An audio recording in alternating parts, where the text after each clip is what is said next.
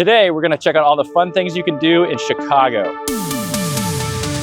One of my favorite things to do is take a river cruise in downtown Chicago. First up, we have the architectural boat tour that dives deep into all of Chicago's beautiful skyscrapers and historic buildings that line the Chicago River. I went with Wendella Cruises. At $45 for a 90-minute cruise, the price was hard to beat and booking online was easy. Once we took off, we saw iconic buildings like Marina City towers, which have been featured in popular films and TV shows like Chicago PD and The Bear. One of the highlights of the cruise for me was going under Chicago's iconic bridges.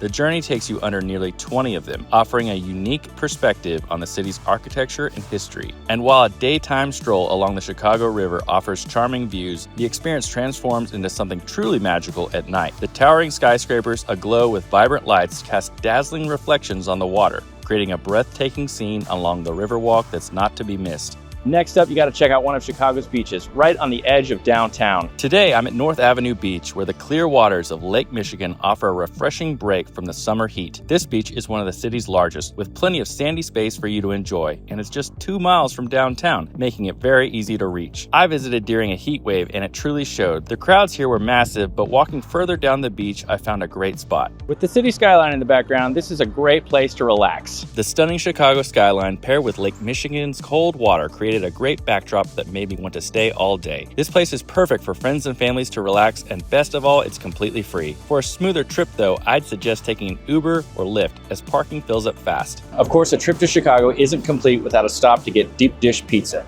Today, we're at Giordano's. This pizza place has been serving up classic deep dish pizza in Chicago since 1974, and the pies they serve up are some of the best I've ever had in my life. A classic deep dish pizza here will run you anywhere from $25 to $50 depending on toppings, but I must say it's entirely worth it. Each pizza is a true event. Layers of cheese, chunky tomato sauce, and buttery crust. Just be ready for a wait. It takes about 45 minutes to bake, but that's part of the experience. Next up, we're going to see the Chicago skyline at Willis Tower. If the name Willis Tower doesn't ring a bell, that's because this skyscraper is actually still commonly called the Sears Tower, which held the title of the world's tallest building for 25 years. It'll cost you $55 to get to the Skydeck, which in my opinion is quite steep. After waiting in line, which takes about 30 minutes on a Saturday, you'll board the elevator that'll take you up 103 stories to the Skydeck, which overlooks the beautiful Chicago skyline. One of the best skylines in all of the United States, in my opinion, looks even better from this Skydeck. Just be aware the line for the ledge experience is quite long and not worth it in my opinion. I loved seeing all the different sides of the Chicago skyline, and visiting the third tallest building in the Western Hemisphere was cool, but due to the price, I'd suggest doing this just once. If you're looking for a cheaper alternative, consider 360 Chicago at the John Hancock building. It's usually less crowded and only costs $30. Another must-see is catching a Chicago Cubs game at Wrigley Field. Seeing a Cubs game at Wrigley Field should definitely be on your list of things to do. I don't even watch much baseball, but I really enjoyed catching a game here. The stadium offers shaded seating, and every seat gets you a great view of the players. There's even a grassy knoll area for games and a big jumbotron so you don't miss out any highlights. Tickets for the game were very affordable at just $60 when I went, so this could be a great option for something to do with friends or family. I recommend eating before you visit, as concession prices are quite steep. During my visit in a heat wave, I paid $8 for a bottle of water, which felt like a ripoff, but that seems standard for sports venues these days. Of course, be sure to visit Chicago's other iconic landmarks like Navy Pier, the popular Chicago Bean at Millennium Park, and so much more. That's everything. Stay tuned for more, and thanks for watching.